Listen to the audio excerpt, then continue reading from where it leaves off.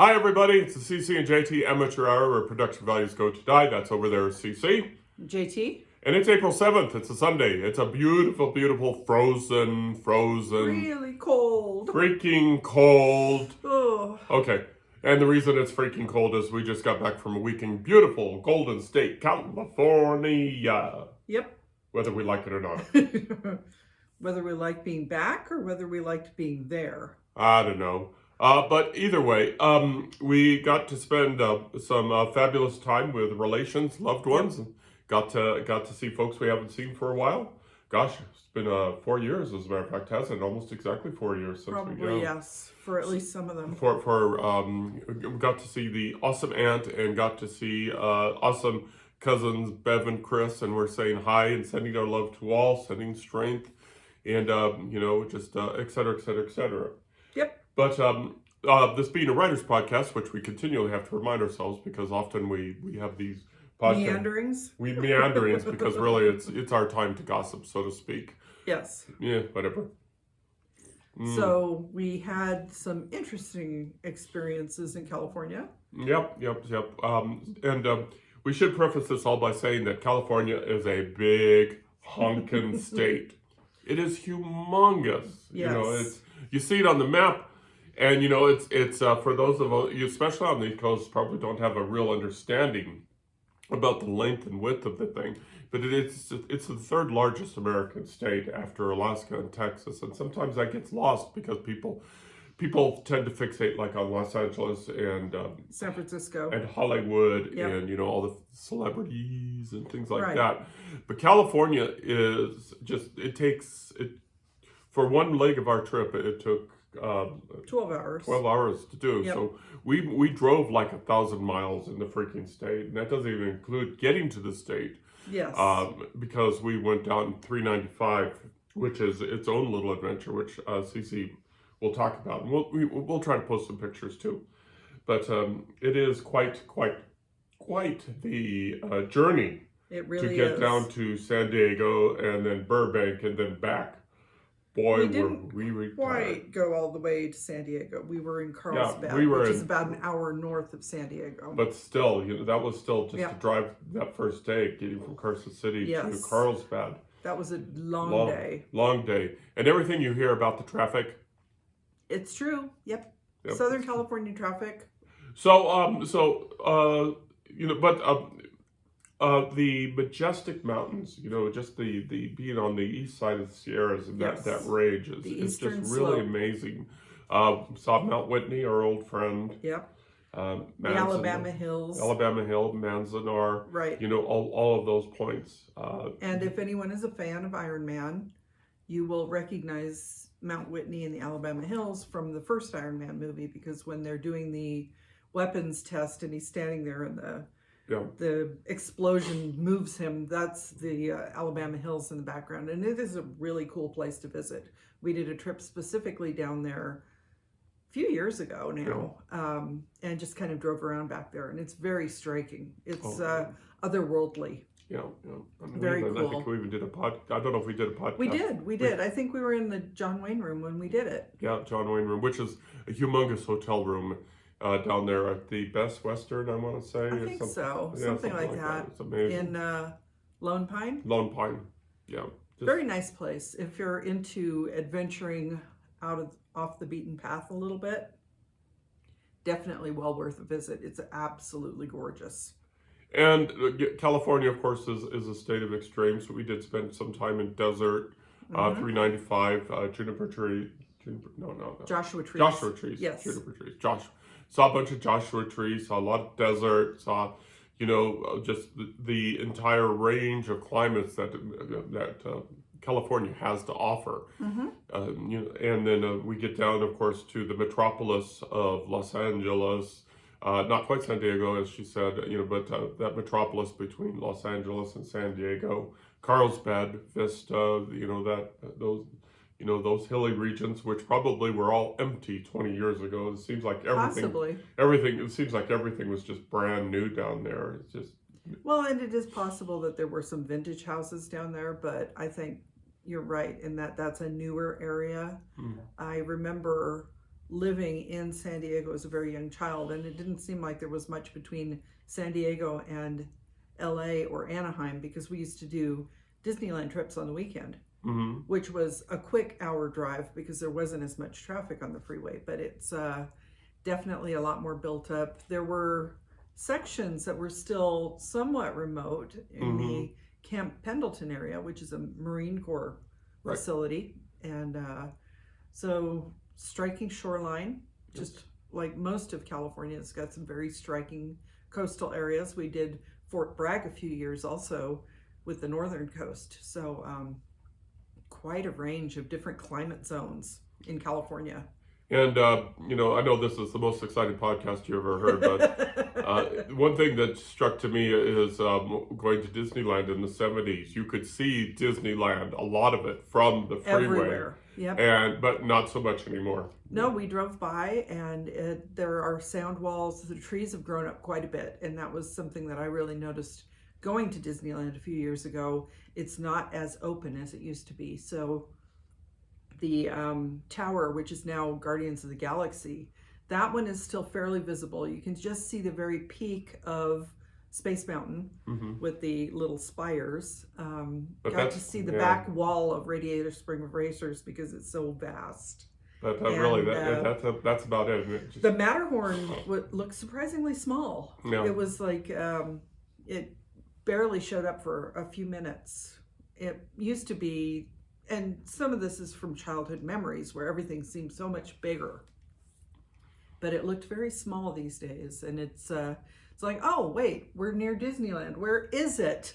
And then of course we did the I-5 thing on the way back, which is the world's most exciting freeway. Oh my God.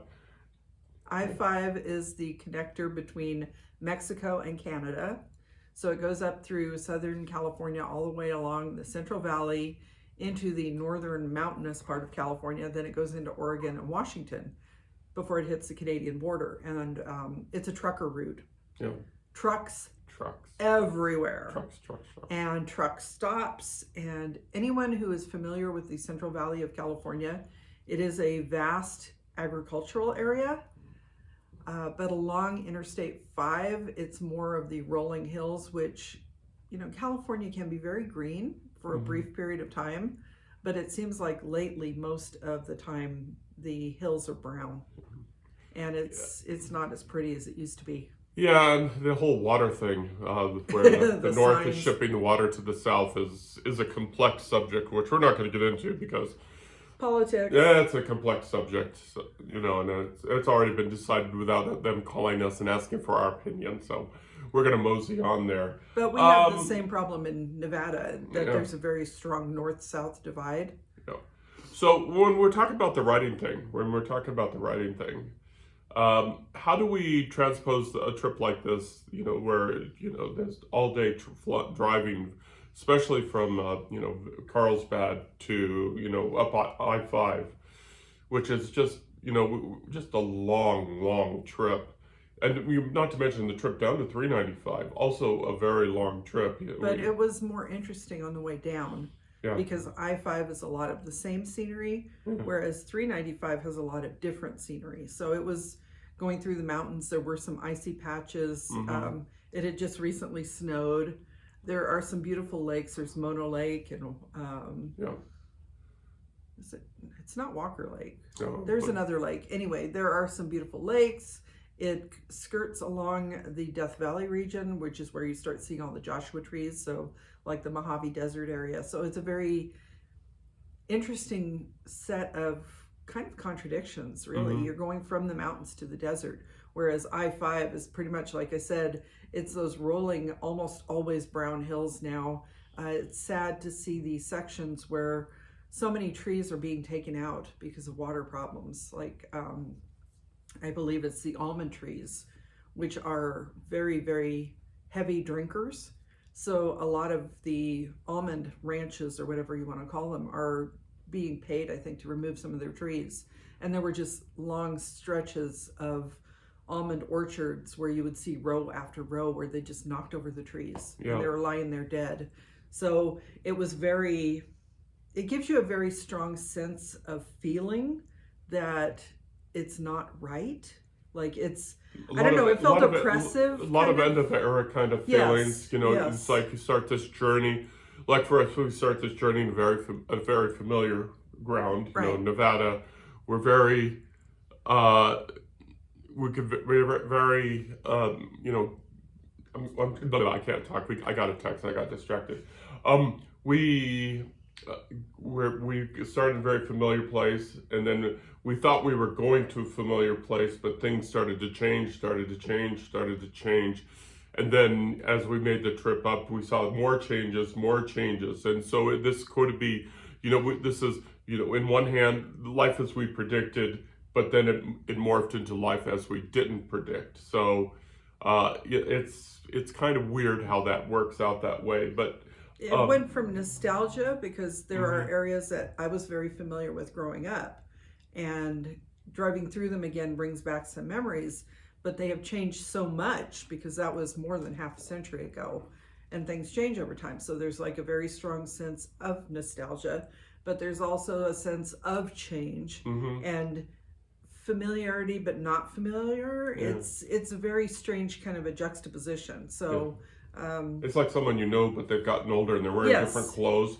You knew them at one time, or you thought you knew them at one time, but right. you know, they're not that way anymore. So, you know, maybe making travel over these, because you grew up, you know, in the Yep. I-5 region, Yep. and as you said, you know, you went to Disneyland. It was an hour away Yep. because, you know, before traffic. Right. But so you're in a situation where you're meeting somebody that you once knew, but they're wearing different clothes. They're older, Mm-hmm. but are they better? Are they worse?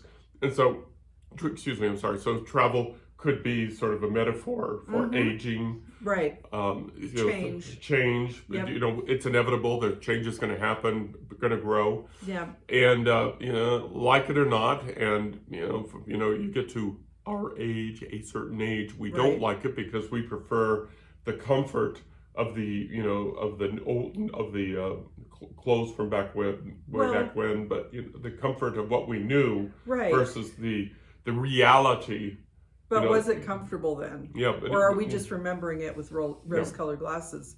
And one of the people that we visited, it was out of context also because that's not her normal part of California. right, So seeing her in a different location, and we had seen her somewhat recently, last fall, but it's seeing, like you said, somebody that you know, but out of context, wearing different clothes or in a different environment, and it can be very unnerving.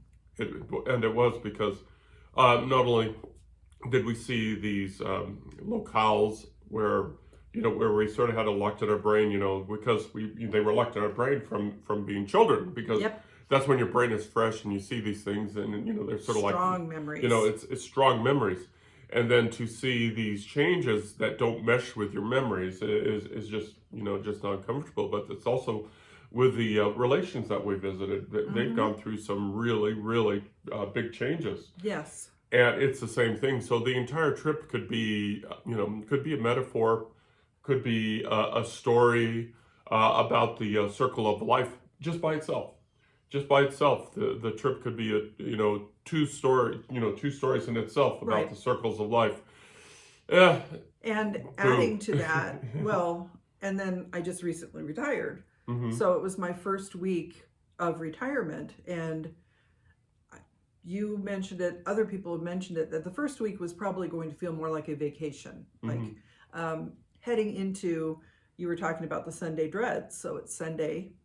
I'm not having the Sunday dreads, but still part of the back of my mind is thinking that I need to prepare for the week ahead, even though I know I'm not going anywhere this coming week. So that on top of the traveling and seeing people out of context and seeing so many changes, it's like I personally am completely discombobulated right Yeah. now. And I am too, to some degree, but not to your degree, because I'm also thinking about what I'm going to be doing tomorrow when you're not here. Oh, wait a second. She's going to be here. Ooh. Oh yes, somebody doesn't get any more free time. Ah. So, so when you travel next time as a writer, when you travel next time, especially if you go to familiar surroundings, think of it how you could put it in a story. Think of it as a writing exercise about how things used to be, how things are, and how things will be, because past, present, future. For us, we can see on the horizon, like it or not, there's some changes coming. Yes. Some changes coming that They're inevitable. They're inevitable, but Yeah. things that we've grown accustomed to literally our entire life, and the changes are coming. Well, and we had a couple of other rather unnerving situations happen while we were there. We were in a hotel room and we had an earthquake.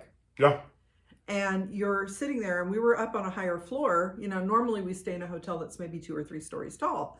We were up on the 6th floor of the hotel, and we're just kind of sitting there relaxing after a long day. And I'm like, is the bed moving, or am I imagining things? But no, it was what was it, a 4 point something or other. 4.7 or 8 or something like that. There was 2 of them, I think, Right. but still, We it's weren't like, near woo. the epicenter. And here we are on a higher floor than usual, and we're going. And we talked about this too when we made the reservation. Do we want a lower floor for safety, or do we want a higher floor for the view? And it wasn't that high anyway, No. because we got a lovely view of a parking garage, but it's still the same. Do we want a higher floor or lower floor? And we said, oh, let's level it up and let's do the higher floor. And then we have an earthquake. And then we have an But earthquake. it was a very, we've both been through earthquakes, and we've actually podcast through an earthquake here. But it's uncommon enough that it's very unnerving to have the earth moving around you. And in the taller part of a building, there were some taller buildings around us too, where we're thinking, if you're up on the top floor of that one, then you're really moving. And we weren't that close to the epicenter either, so it wasn't, the really It was strong. enough to be noticeable, It but was not to be dangerous. and it lasted for a while. So Yeah. we're kind of sitting there going, still going, still going. So there was a lot that happened during this trip that was very just out of our comfort zone. And you can really use that for your writing, especially if you're writing something like horror. Yeah. Think about something just doesn't feel quite right. You're in the house. What got moved?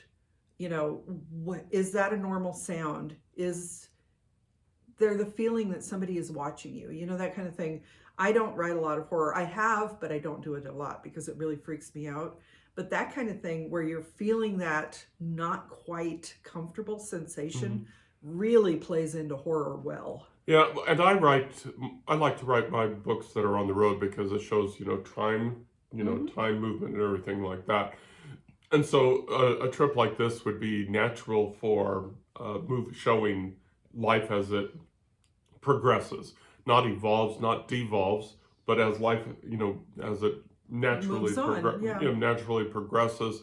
And starting the trip in Nevada, in comfortable land where I know where, I don't want to say I know where every rock and tree is, but Feels if a tree is missing, we know. Notice. Yep. We know. That kind of thing. But then to make that progress, and then having made several trips to Southern California, seeing everything as it's changed, just you can see where I'm going. I don't need to mean to repeat or belabor the point, but as a writer,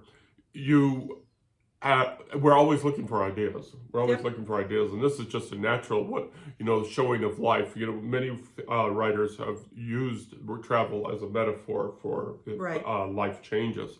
So, one example is the movie that CC can't help, but whenever it's on, stop, gotta watch Brooklyn. Brooklyn, because it starts in Ireland and then goes to someplace in America, Brooklyn maybe, but it talks about her progression during her evolution as a person, her maturity as a person, as she goes from Ireland to Brooklyn, back to Ireland, and we're not going to do any kind of spoilers or anything like that, but you can see how the writer for that read the book, good book, use that as a metaphor for maturity, right?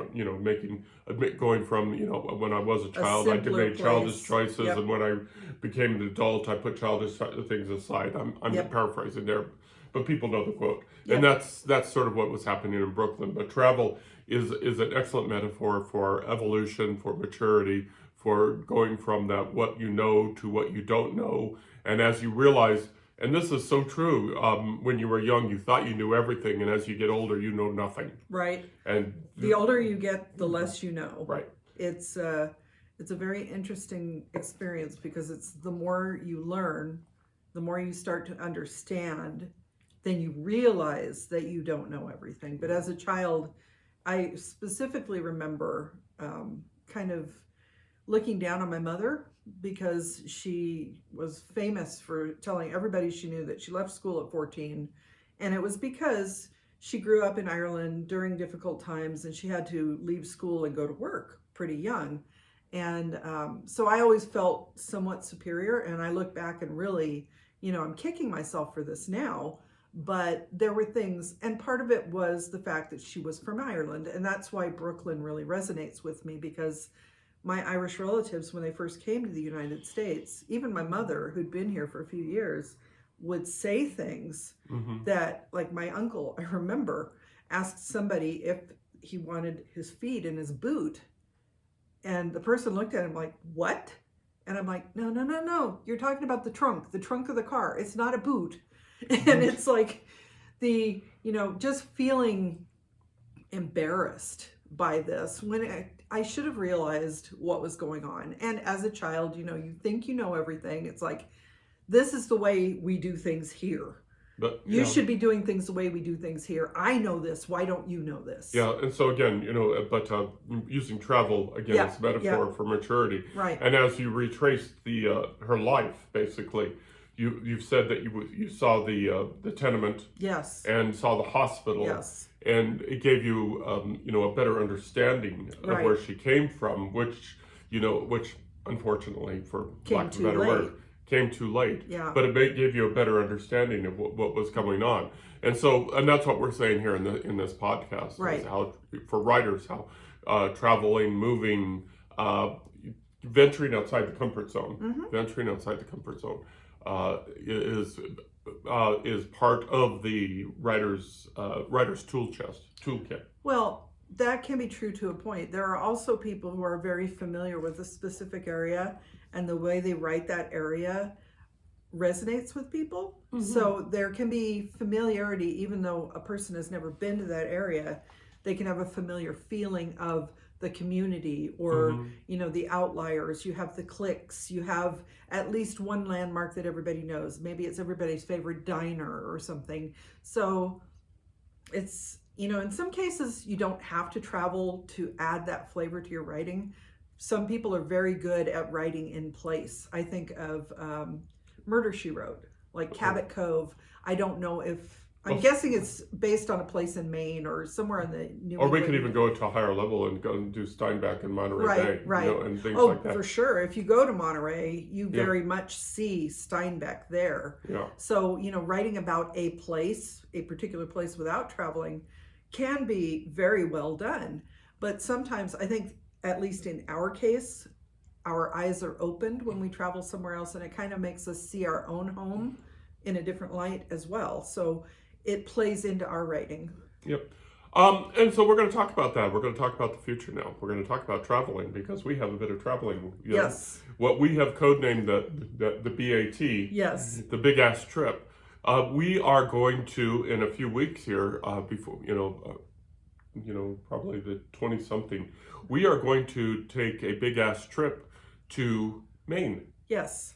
And then how we get there and how we do that, we're not sure, but it's all going to be part of a book project, so it's going to be work related. But we're going to go off the beaten path for us, because the path for us is we've done several trips on I-80. Yep. And we are going to take I-80. It looks like, or to Grand. It's going to depend on for the at least weather. Part, yeah. Because it's still going to be winter in some of the parts we want to go to.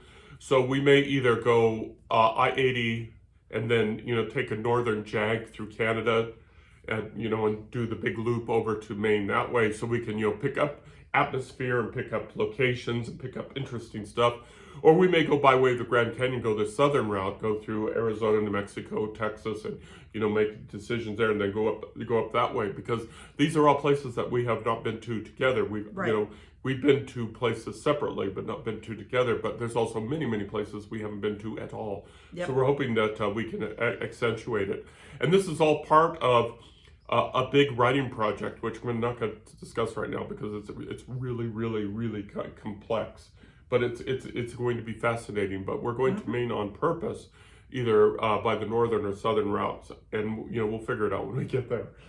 But it'll be fun. And that's the big project of JT's. But coincidentally, I have a road project that I'm working on that is the first book in my 5-book series, where I will also be using some of the stops along the way. You're specifically looking at Maine.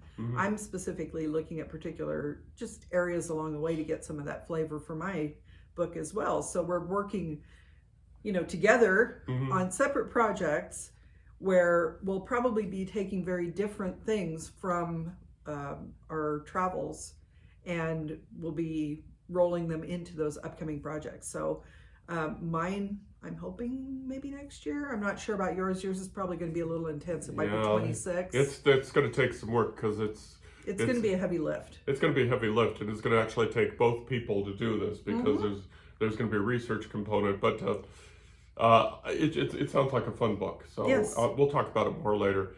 And with that, we're going to go ahead and wind this up, because there's actually so much we do want to talk about, but we need to save it for other podcasts. So we have a lot coming up. I am taking over social media. So if you are watching this on YouTube, if you're listening to this on whatever, Audible, Spotify, whatever, or Audible, Spotify, wherever. Audacity, but anyway. Audacity is where we record. All right, Spotify.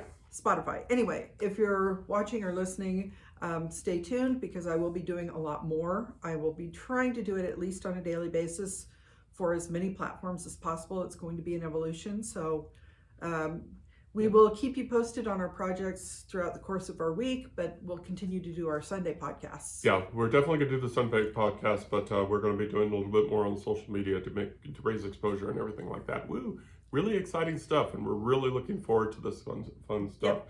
And that's probably all this podcast. Maybe we'll do one on Wednesday. Just talk about how maybe by then we'll have some decisions made and stuff. Maybe. I don't know. Anyway, that's enough of that. So it is still Sunday, April 7th. It probably only feels like it was longer than that. You can hear more about our podcast. You can get to our social media. You can do all of that crap by going to our website at www.carsonhume.com.